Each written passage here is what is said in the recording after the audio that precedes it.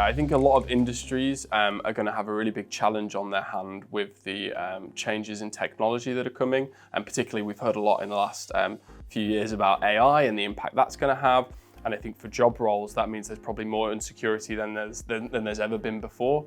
There's very traditional, stable job roles such as accountancy, law, where you've got very intelligent people that have worked there, for the majority of their lives to get into those positions. But potentially, computers are going to start doing those jobs better than they can. And we've seen how that's impacted the manufacturing industry historically.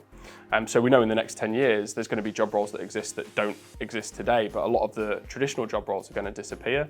So really the skill sets that L&D teams are going to start to have to look at is, okay, so how do we enable these intelligent people to develop new skills, learn faster, so that they can fit into the jobs of tomorrow? So that is really the skill of looking at getting better at getting better. And I think when you look at things like growth mindset and learning cultures, they become really, really important to instill those into organizations so that you're supporting the workforce to a tomorrow that we really don't know what it's going to look like. I think there is going to be a massive change from skills that are focused on in the future. I think traditionally there's been a strong focus on technical skills and retaining knowledge and information. And we all know with the rise of the internet and knowledge becoming readily available, those technical skills are becoming, while still important, less important. And what is really going to become more and more important is soft skills. So for L&D within organisations, that completely changes what sort of training programs you're introducing. So introducing technical skills is obviously knowledge transfer and then getting them to practice those skills. With introducing soft skills, you're going to be looking at things like multiplier skills, emotional intelligence. So to be able to teach people to become better with their soft skills, you need to look at behaviour change programs versus knowledge transfer programs. And then you need to give them safe environments to practice these new soft skills and potentially fail in those areas as well, and develop them over time.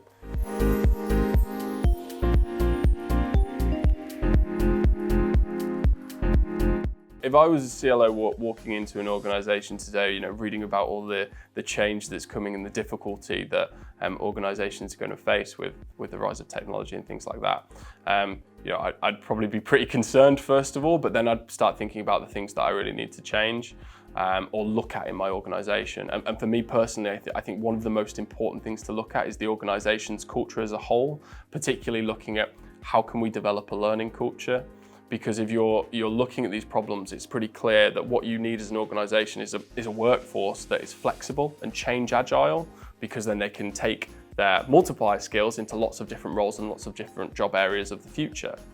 So when we're looking at that, you need a culture that reinforces learning and reinforces that ability to get better at getting better. Underpinning it with something like growth mindset is really important and can be really effective. So I'd be going into leadership team meetings saying, actually, what we need to really look at is how can we reinforce the right kind of culture? And growth mindset's a really interesting one because core parts of that are opening up and being honest about things like mistakes. Well, if you've got a culture that's not built on trust, then how often do you think people are going to stick their hands up and open up to the fact that they've made mistakes? So I think whilst learning culture is traditionally kind of talked about something that's separate, I think it's actually part of a bigger piece, and you need to look at the whole organisational culture and then see where that learning culture fits in.